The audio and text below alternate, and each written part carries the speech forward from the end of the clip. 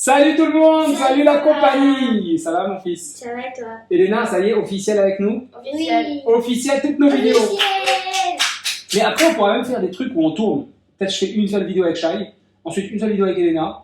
Ou bien avec Elena, Shai il arrive, il fait le zinzouin. Zinzouin. Non? Ça peut être sympa. Oui. Bon, on réfléchira. Quel parachat cette semaine? Parachat Vaïchev. Parachat Vaïchev. Alors on a eu Vaïchev de Shai, on a eu un chef d'Elena. Oui, c'est ça? T'es sûr? Vaïchev. De quoi on va parler dans cette paracha? De Yosef et que ça soit dans la Canaan.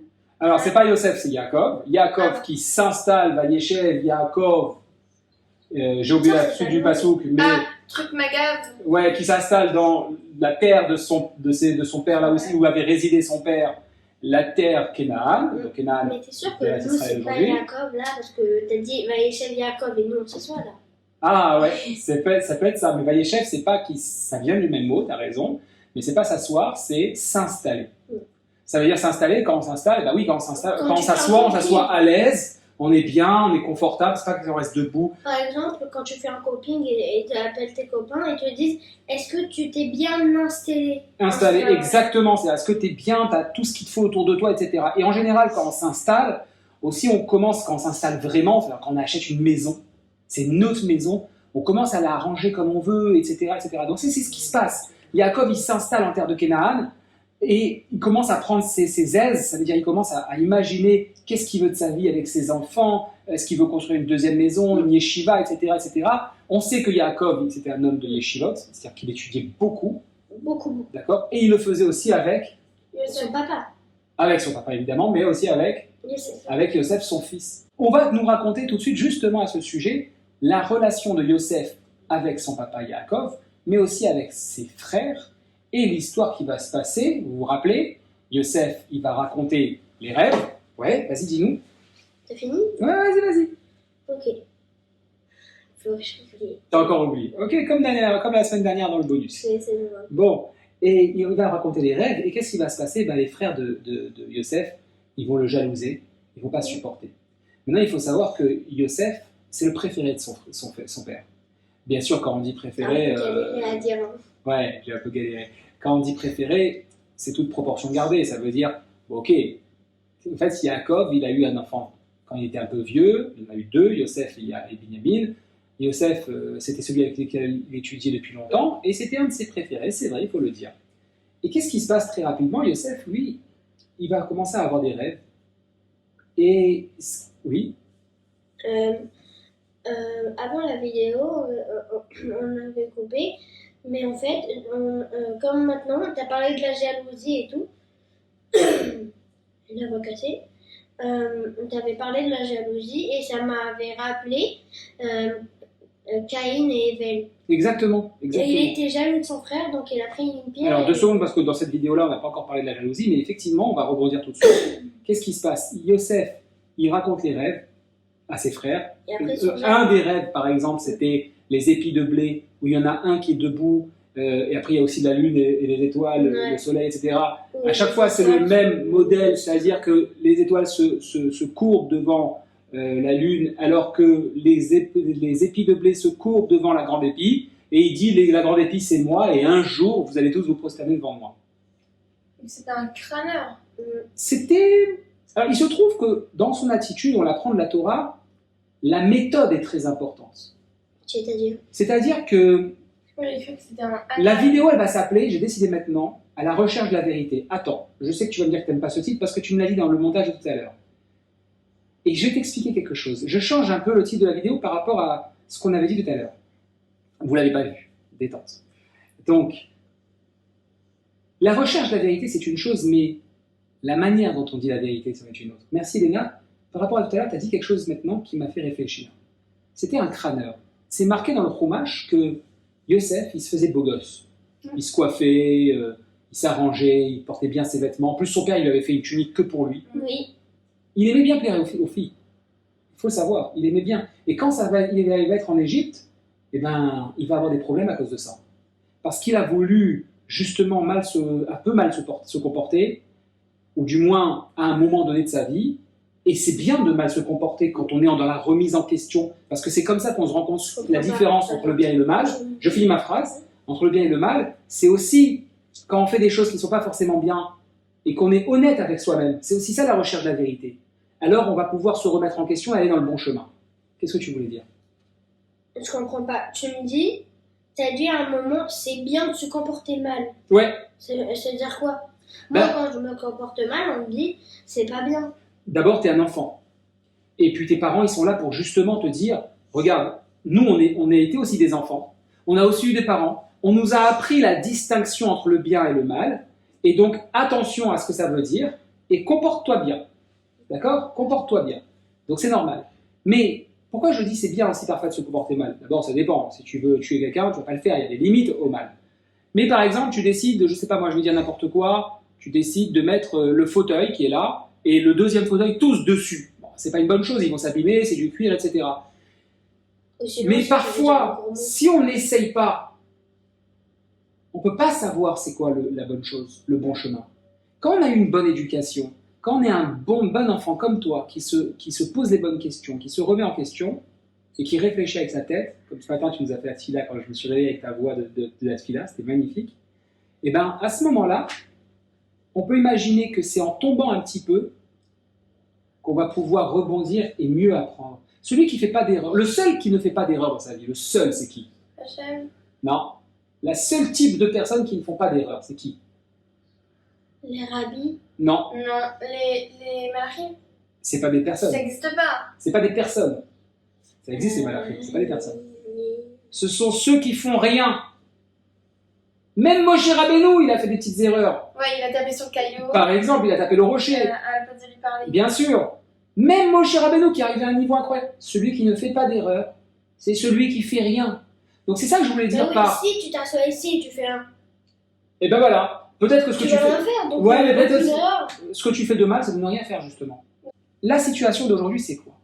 Yosef, lui, il a un comportement, quand il est jeune en tout cas, un petit peu gava, je suis beau gosse, je suis préféré de mon père. Mais en même temps, il a une vraie tête, il réfléchit, et il veut apprendre, et il veut faire ce que son père lui a appris de faire, la bonne éducation. Quand il fait ses rêves, il a envie de prévenir ses frères, il a envie de prévenir tout le J'ai monde. envie de leur dire que j'ai fait un rêve hyper cool. Mais c'est pas un rêve hyper cool, c'est de la prophétie, ce qu'on appelle. C'est-à-dire que plus tard, on verra, prophétie, ça veut dire on a vu le futur. Ah, c'est comme les anciennes histoires. Voilà. Ça veut dire que on verra plus tard que qu'est-ce qui va se passer. À un moment donné, il y aura la famine en Canaan, il n'y aura plus à manger. Les frères qui auront perdu Yosef, ils ne sauront pas où il est, vont aller en Canaan, ils vont se retrouver devant eux en Égypte, veut dire en Mitzraïm, ils vont se retrouver devant Yosef sans le reconnaître, et ils vont se prosterner devant lui. Et c'est là où le rêve se réalise. Et on le verra dans les vidéos. Un jour, les rêves de Yosef vont se réaliser. Nous, on le sait parce qu'on a la Torah, on peut lire à l'avance. Mais à ce moment-là, Yosef ne le sait pas, il le ressent. Il a envie de prévenir, donc il a envie de dire une vérité, Si j'avais pas dit ça, mais ça il aurait pas s'y passé. prend pas très bien. Il s'y prend pas très bien. Et en même temps, il veut pas. Parce qu'il se dit, je vais prendre une revanche. Et ils étaient jaloux de moi, ils m'ont mis dans le trou. Non, ça c'était avant le trou, avant la revanche, avant toute chose. Donc ça aurait pu être juste, mais là non, parce que tu brûles les étapes. Oui. D'abord il y a les rêves, d'abord il les raconte. Mais ce que je veux dire, c'est que si Yosef, dans son comportement jeune, il a 17 ans, il s'était un peu plus comporté avec humilité. Ok, je suis un beau garçon. C'est quoi humilité? Ça veut dire, avec Anav, voilà. C'est quoi un âme? Anav, humilité, ça veut dire sans me la raconter. Ah. Voilà. Sans Ok. être trop, j'ai Trop fait de la ça, vérité. j'ai fait Voilà. ça. T'as combien de cartes Pokémon? Des tonnes. À peu près 340. Voilà, donc si tu arrives avec tes copains, ouais, j'en ai le plus, moi, C'est pas cool. il peut t'arriver des petits soucis. Est-ce que c'est pas cool? Ils se disent, il est méchant, c'est pas parce qu'il a une tonne de cartes qu'il peut se dire, j'ai le plus de cartes au monde. Exactement. Et on apprend plein de choses dans cette paracha autour de la vérité. On apprend que, dire la vérité tout le temps, C'est important. C'est super compliqué. c'est super compliqué. Compliqué, Ça c'est va important. enlever, Et et ça moi, fait des du fois, bien. ça. Et surtout, quand tu dis la vérité, ça fait du bien à l'autre parce que quand tu mens, il se dit, à la fin, quand il découvre, ça le fait beaucoup de peine. Mais on remarque que les gens ne sont pas capables toujours d'entendre la vérité. Les spectateurs, ils entendent, c'est dur de dire la vérité pour les autres. Parce que quand tu dis une vérité, par exemple, tu dis à quelqu'un, je sais pas moi, t'as pas de travail. C'est pas normal de pas avoir de travail. Ce que tu peux ne pas savoir, c'est que lui, il cherche du travail depuis des mois et des mois et des mois. Et tout d'un coup, il sait que, par exemple, il le cherche mal parce qu'il arrive en retard en rendez-vous, etc. Il n'a pas forcément envie d'entendre que toi, tu te rends compte qu'il n'est pas à la hauteur. Parce que parfois, pour être à la hauteur, ça prend du temps. Ce sont nos épreuves. Quand on donne une vérité à quelqu'un, d'abord à soi-même, c'est dur de l'entendre. Est-ce que tu fais assez de sport, Charlie? Non, j'en fais pas. Voilà. Donc, par exemple, quelqu'un qui adore le sport, qui aimerait en faire plus, moi, par exemple. Le sport, moi, j'aime pas. Moi, j'adore le sport, mais j'aimerais en faire plus. C'est dur déjà de se dire, bon, allez, j'en fais 3 fois par semaine. J'adorerais tellement en faire toutes les semaines, mais il faut trouver le temps et il faut surtout se battre avec soi-même parce qu'on a tendance à être un petit peu paresseux. La flemme et tout. Tu vois? Attends chérie, je finis juste. Et donc du coup, qu'est-ce qui se passe? La vérité, c'est difficile de la recevoir envers nous-mêmes. C'est difficile de la recevoir envers l'autre. Et pour bien la faire, il faut mettre les formes souvent. Yosef, il arrive, il dit ouais, moi je suis un beau gosse, enfin depuis des mois il dit ça. Et là tout d'un coup, il rêve un rêve incroyable, il a envie de dire à ses frères, prévenir ce qui va se passer, venez on réfléchit là-dessus. Et si ça allait arriver, comment on pourrait faire? Non, il l'envoie de manière brute. Les frères, ils supportent pas. C'est-à-dire quoi Moi aussi, C'est-à-dire sans réfléchir. Boum, allez, moi, ça va être moi le premier. En fait, il aurait dû réfléchir que ça peut les faire jaloux. Il aurait pu réfléchir que s'il aurait dit ça, ils se sont dit... Ça veut dire mettre les formes. Oui. Moi aussi, si j'étais un frère, j'aurais dit « Oh non, encore lui, c'est... » Exactement. Bah oui, C'est bon, là, il a dépassé les bornes. Alors, imaginons que Yosef, il était venu voir ses frères, il leur avait dit, bon, écoutez, je sais que je me la raconte parfois, etc. Je me la pète un peu trop. Je me la pète un peu trop. Maintenant, regardez, j'ai un sujet sérieux, je veux pas que vous le preniez mal, mais voilà ce que j'ai rêvé. Tout aurait peut-être changé. Oui. Mais de là, on apprend que la méthode est très importante. Ils auraient dit, moi, si j'étais le frère, ils Ça m'auraient fait dit... un peu rigoler parce qu'on a dit quelque chose, nous trois en même temps. En même temps. Et qu'est-ce qui se passe? Il va aller en prison, Yosef, à cause de ça, au final. D'abord, il va être mis dans le puits, les Égyptiens vont le prendre, etc., etc. Et après, il va même aller en prison parce qu'il va déranger Potiphar, la femme de Potiphar, du moins. Potiphar. Cette semaine, il y a eu un jour important, vous vous souvenez? Mercredi soir, il y a eu quoi? Il y a eu... Yud-Tet. Yud-Tet qui se lève. Yud-Tet qui se lève. C'est quoi Yud-Tet qui se lève? C'est quand le rabbi... L'Admorazaken. Il a refait la... Non, il est sorti de prison. Ah oui. Tiens, voilà encore un homme, il y a un point commun entre Yosef et l'Admorazaken, entre un homme qui était un homme important, un grand sadique, qui va en prison. Yosef, on verra par la suite, c'est un homme plus grand sadikim, puisque c'est de Yosef que va descendre Mashiach, entre autres. Ah bon? Bah oui, Yosef de David, David de Mashiach. Mais je me suis dit, comment ça se fait qu'il y a eu tellement de tzadikim, et Mashiach, il est toujours pas venu. Ouais, parce qu'on attend un sadique comme toi. On attend un sadique humble qui soit totalement différent. Allez, on se chaud. On perd du temps pour la vidéo, même si j'adore ce câlin. Après, ils vont nous dire c'est trop lourd. C'est trop long. Alors, quel est le point commun entre l'Admorazaken et Yosef? Et on finira là-dessus. Ils sont tous les deux partis en prison. Ils sont tous les deux partis en prison. Tous les deux. Sinon, les deux, ils ont déjà eu quelque chose de mal qui ressemble un peu. Non, regarde, je te donne la réponse. Écoutez bien, c'est Les deux, c'est incroyable. des tzadikim. Bien sûr. Mais les deux, ils ont voulu donner des vérités. Non, pas des vidéos, j'ai failli dire vidéos. Et les deux, ils ont voulu donner des vérités. L'Admorazaken, il a écrit un livre. Ils ont été tous les deux, en fait, qu'est-ce qui s'est passé? Ils étaient dans ce monde. Yosef, il arrive, son père, il vient de s'installer, c'est-à-dire que c'est la naissance de la communauté, du social. Ils sont dans leur pays, ils vont construire leur maison, etc. Les gens vont venir, des invités, etc. L'Admorazaken, c'est pareil. Il est dans son village, ok? Et qu'est-ce qui se passe? Ils sont observateurs, les deux, d'une situation. Yosef, il fait un rêve, il observe son rêve. Il observe ce qui se passe autour de lui. Il se dit, ah, ça peut arriver. L'Admorazaken, il observe les Juifs qui étudient la Torah. Il se rend compte que les Juifs, ils n'étudient pas avec profondeur, ils ne comprennent pas le message principal. Ils restent sur la même base. Voilà, ils restent à la même chose. Et il commence à écrire le Tanya, c'est-à-dire un livre qui explique les profondeurs de la Torah. Pourquoi la Torah elle a été donnée?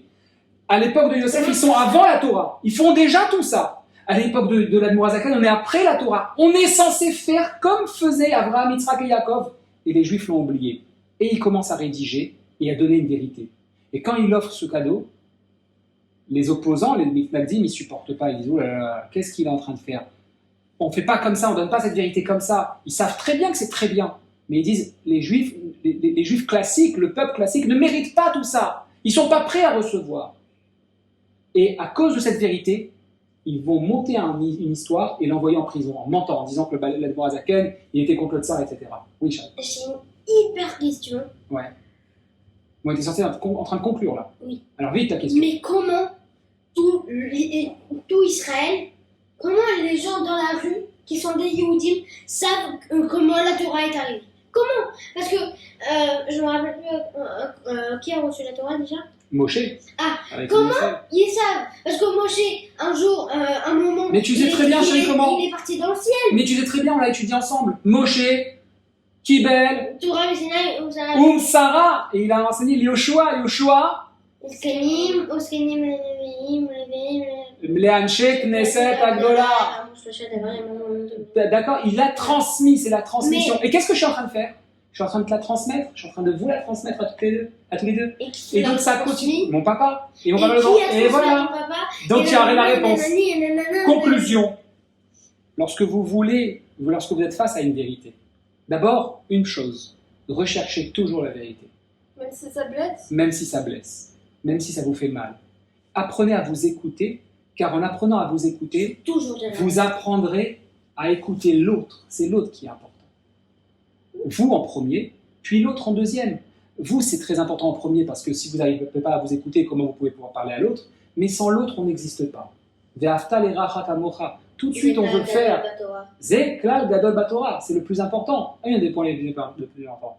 Sans l'autre, on n'existe pas. Deuxième chose, quand vous allez vouloir la transmettre, dites-la avec des mots doux. Soyez chamoud. Attention Pensez à à ne pas... l'avenir. Pensez à l'avenir et pensez à ne pas blesser les autres. Parce que sinon, le message ne sera pas entendu. Et troisièmement, sachez que la majorité ne veulent pas entendre la vérité. Donc soyez malins pour dire la vérité. C'est pas facile. C'est beaucoup plus facile de dire un mensonge. Si tu as envie d'un autre morceau de poisson, t'as mangé ton poisson? Non, j'ai pas eu. Facile. Oui, j'ai eu, mais en fait j'en veux encore, il était trop bon et tout. Ça prend plus de temps, il faut l'expliquer. Ok? Mais ça finit toujours pareil. Parce qu'il y a des enfants dans ma classe, ils mentent, et après, en fait, une fois que tu as menti, mais que l'autre il sait ça, tu peux même si tu dis quelque chose de mal, même si après tu le demandes, il va te dire non. Parce que tu as déjà Tu l'as déçu l'autre. Oui. Le mensonge en plus il déçoit, il casse, il détruit. Oui. Si tu lui dis un mensonge, même quand il va le découvrir, même si tu lui dis la vérité, il va quand même pas, il voudra pas. Super, t'as tout Peut-être que si tu lui dis la vérité avant, il voudra. Exact. Alors la prochaine fois, Ena, tu devras plus intervenir. Parce que là, on t'a pas beaucoup entendu. Allez, Shabbat Shalom. Et comme nos pouces, on pense au petit like. Ouais. Parce que ça nous a fait très plaisir la dernière Abonnez-vous fois. à la chaîne. 125 views et 34 likes, c'était génial. Et combien de vues? 124. Oui. Allez, Shabbat Shalom. Ciao, ciao.